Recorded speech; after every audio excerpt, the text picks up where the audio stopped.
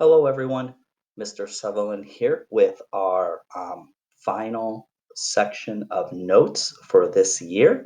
After today, what we'll do is we'll have some review, and then you will have an assessment over this last chapter, and then a course reflection type thing. And that's what we have over the next several days.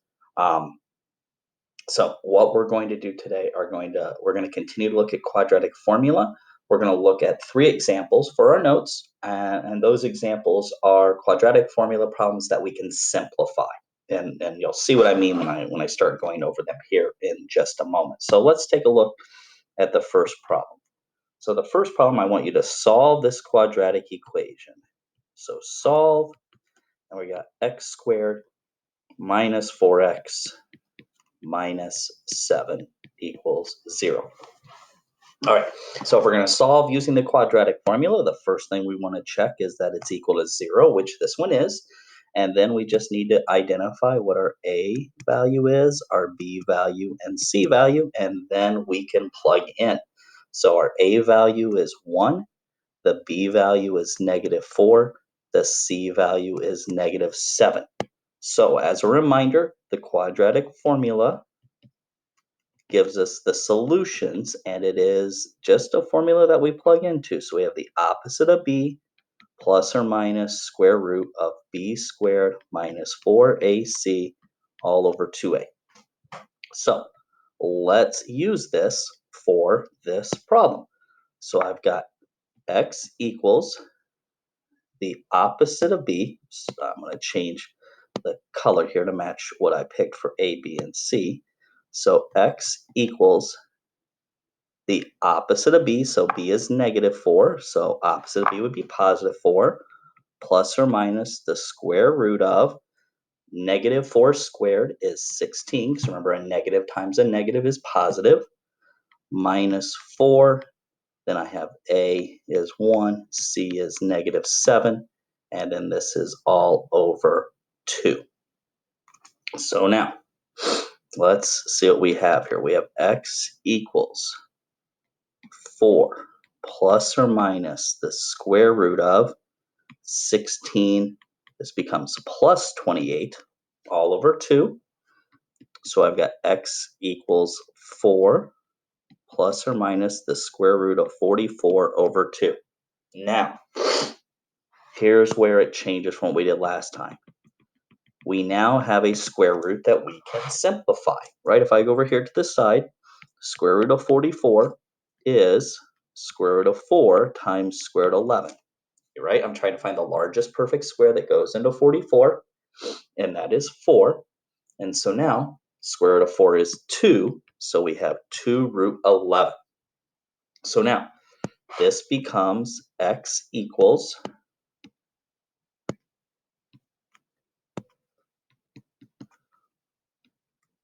4 plus or minus 2 root 11 all over 2. Now, the last step with these is I look at these numbers that are outside of the square root sign. Now, all of these numbers are divisible by 2. So my last step is I'm going to divide them all by 2. So I get 2 plus or minus 1 root 11 over 1. And then I can write that simply as 2 plus or minus root 11, right? Because multiply by 1, divide by 1 doesn't change anything. You never divide the number that's inside the square root sign, only the numbers that are outside.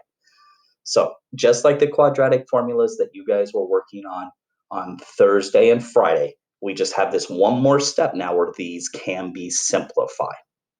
Okay, so why don't you try problem 2? So solve, and for this one, I have 4x squared minus 2x minus 7 equals 0. So pause the video, solve this one in your notes using quadratic formula, simplify, and see what you get. All right, let's check and see how you did. So I've got it equal to 0, so I can identify my A value is 4, the B value is -2, the C value is -7.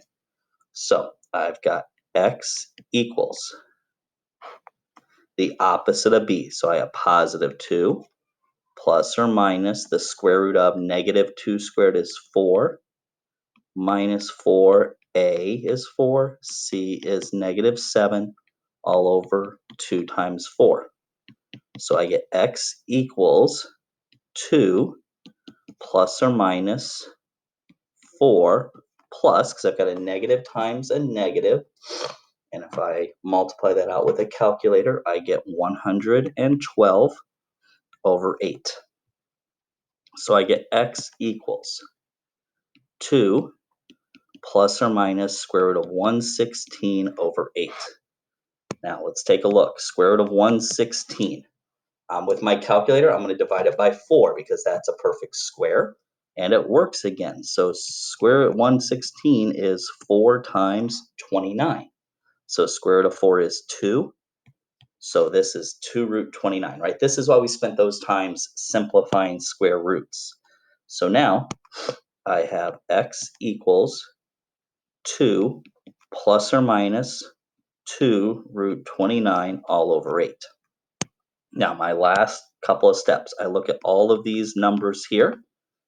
Those are all divisible by 2. So I'm going to divide everything by 2. So I get 1 plus or minus 1 root 29 over 4. And if we want to write that as 1 plus or minus root 29 over 4, that would be perfect. Because 1 times root 29 is just root 29. All right, last problem.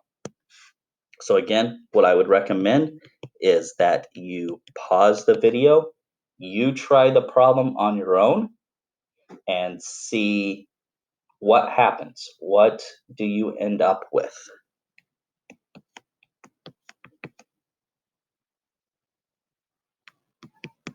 All right, there is your quadratic equation. Okay, so first thing I'm going to do is I am going to get this so it equals 0. So you could choose to move the 7x squared over here, or you can move the 2x and the 1 over to the right-hand side. I'm going to go ahead and just subtract 7x squared from both sides. So that gives me negative 7x squared plus 2x plus 1 equals 0, right? To use quadratic formula, it's got to be equal to 0. I move that over. The 2x is positive. The 1 is still positive. So now we have our a value is negative 7. B value is positive 2. C value is 1. So I've got x equals the opposite of b. So now it's going to be negative 2 plus or minus square root of b squared is 4. Minus 4a is negative 7c over negative 2 times negative 7. So now I have x equals negative 2 plus or minus the square root of 4 plus 28 over negative 14. So x equals negative 2 plus or minus the square root of 32. That should be 32. 32 over negative 14. So square root of 32. Well, the largest perfect square that goes into 32 is 16, right? It's square root of 16 times square root of 2. So I've got 4 root 2. So now I have x equals negative 2 plus or minus 4 root 2 all over negative 14. I look at these numbers. All of those are divisible by 2. And in fact, it's not a good idea to leave the denominator negative, so I'm actually going to divide everything this time. I'm going to divide everything by negative 2. And again, I don't mess with the number inside. I just deal with what's outside. So that gives me negative 2 divided by negative 2 is 1. The plus or minus still changes. 4 divided by negative 2 is negative 2, but I have this plus or minus, so that doesn't change. Negative 14 divided by negative 2 is 7. And there is your answer. So, solving quadratic equations. Remember, we have 3 ways. We can solve by graphing. We can solve by factoring. We can solve by square roots. Sorry, 4 ways. And then we can solve using the quadratic formula. The basic quadratic formula, just a reminder, this is what we did last week, where you get this square root and it either simplifies to a whole number or it doesn't simplify, and so you're done. Today, the new thing is when we do these, sometimes you're going to get a square root that can be simplified, and going through that process of simplifying and getting to your final answer. So congrats, you've made it through this chapter. These are the last notes with e-learning, and like I said, what we'll continue with next is just starting to review for our final assessment. All right, take care, guys. Talk to you later. Bye.